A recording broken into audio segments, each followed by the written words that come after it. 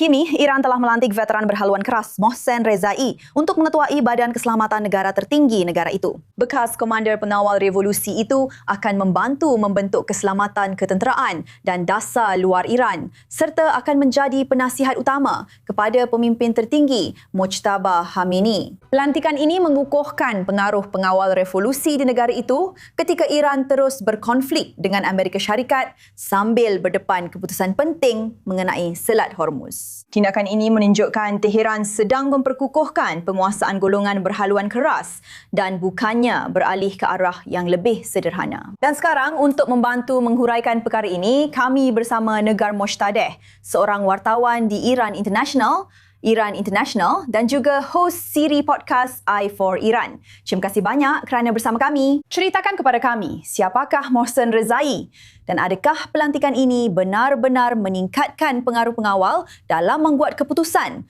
atau ia hanya merasmikan kuasa yang sudah sedia ada?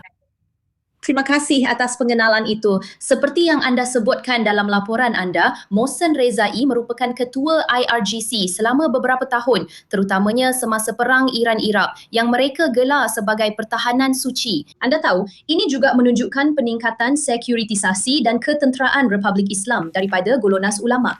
Tetapi bukan itu sahaja. Faktor penting lain ialah hakikat bahawa tiada peralihan di sini sekarang kepada generasi yang lebih muda. Walaupun dalam kalangan pengawal revolusi, ini sebenarnya semakin mengukuhkan kedudukan golongan lama, boleh dikatakan begitu. Ia juga memberitahu kita tentang hala tuju rejim Iran berhubung Selat Hormuz. Seperti yang anda sebutkan dalam laporan anda, Mohsen Rezai berkata bahawa kawalan ke atas Selat Hormuz adalah lebih penting daripada berpuluh-puluh bom atom.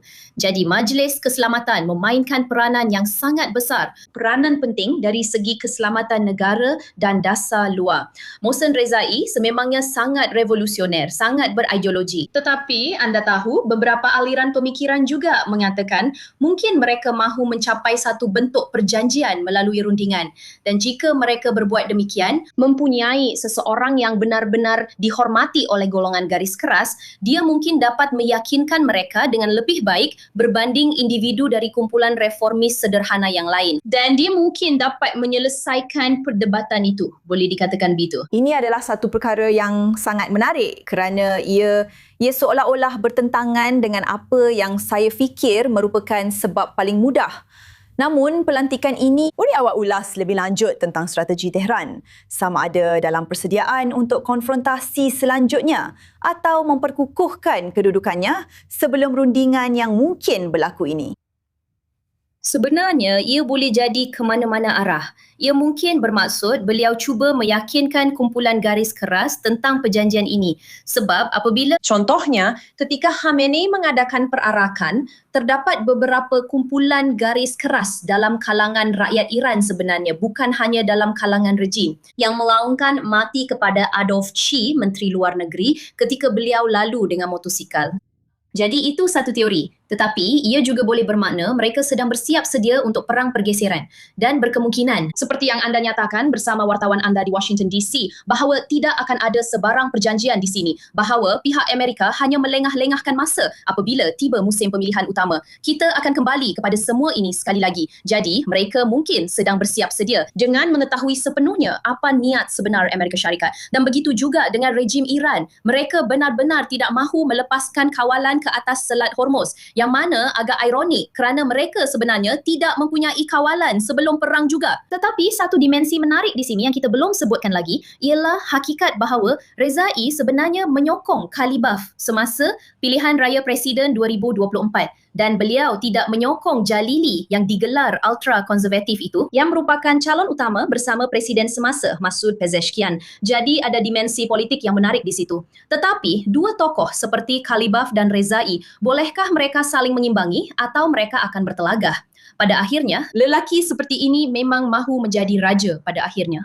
Baiklah, dan anda menyebut bagaimana ini boleh pergi ke arah lebih banyak rundingan atau sebaliknya. Tetapi jika kita melihat ini mempengaruhi rundingan dengan AS, bagaimana kita boleh melihat perubahan atau pengaruh lelaki seperti ini di meja rundingan?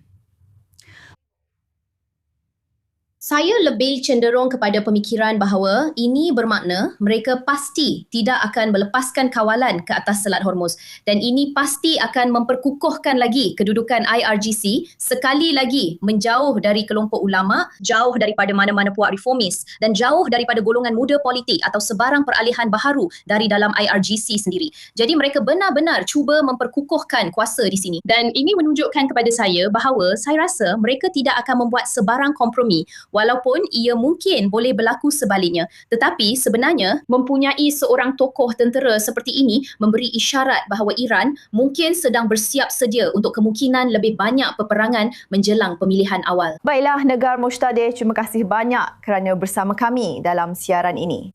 Sama-sama.